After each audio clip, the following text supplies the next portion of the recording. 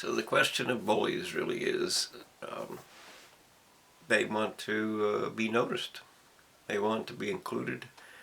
They want to be in charge. They want to be, somebody that's feared rather than accepted. Or if they're not accepted, they want to be feared and things like that. Because the end result is that we all, or everybody, really does want to be noticed. We want to be equal. We want to be treated fairly.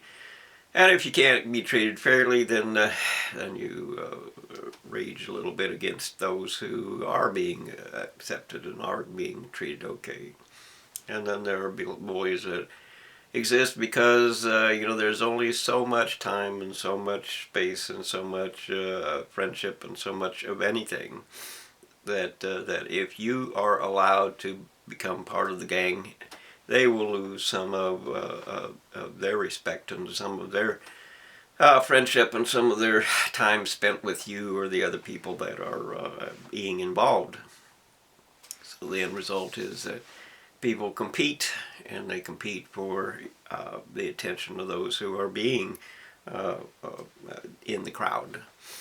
So the end result of that is that, if you take a group of people, there's always somebody that wants to lead, because, and if there isn't somebody that wants to lead, there will be somebody that accepts the idea of leadership. And the idea of leadership is that we'll all go together and then we won't make mistakes. We can't all be wrong. But of course, if you're following the leader, it's only a question of if the leader is wrong. And of course, the leaders can be wrong. Take Hitler, for example. He was wrong. But the end result is that there are any number of things that fall into place with the idea that somebody leads and somebody follows. People follow because they don't want to take responsibility for the choices they made. Women are particularly struggle with that because they want to make the choice, but they don't want to take the responsibility for the choice. It's all your fault if something goes wrong, even though we're doing it because you said we should do it. Doesn't matter. It's all your fault for listening. It's all your fault for doing what I said. That kind of thing. So the reality of being human isn't so much a case of what is best. Truth does not decide. Want decides, and when want decides, the fate of whatever the future is going to be is determined by what you want, or what you don't want, or what somebody else wants, and how much you let them lead. So the end result is that we have to decide for ourselves rather than rather than a group.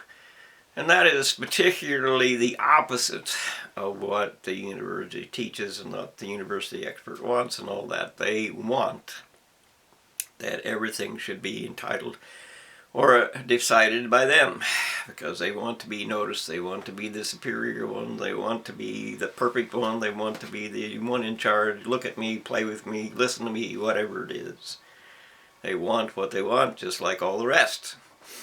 But the only thing is that, there have been a few minor accomplishments by universities, and that have given them the idea that they get to be God. And of course they're not. They're just former classmates. That's all they are, just former classmates. So we have to remind them of that every once in a while. We have to identify that, no, you're not God, so that they come back to the middle ground, so that, they are one of us, so that we are not just, considered to be their slave or something that is not going to work. And the primary part of life in society that's peaceful and happy is that we have choices. That's the primary purpose of society. That we all have choices, that we all get to be relatively equal. We're not equal, we get to be relatively equal. At least we get to be within the law that is fair to us all. And of course, the courts are proven to be unfair to us all, they're proven to be unjustified to us all, and they live for the power because the power employs them. Even if you hire them, the power of government, those who are in government, sweeps in underneath, behind the back door, and they tell the judge what he's going to do. And if he doesn't listen, then he's, removed to the least amount of power that he could possibly get. So things are just simply like that. You can want them to be different, but they're not going to be different unless we really, really, really change society. And the only way we can change society is to change those who are in power. And those who are in power are men, believe it or not, because men have made all the choices that made a difference to life for the last thousands of years. They've been in charge. And of course, when the world is such a case that predator and prey govern everything, then you get to be predators to fight with predators and things like that. But the end result is today we are different.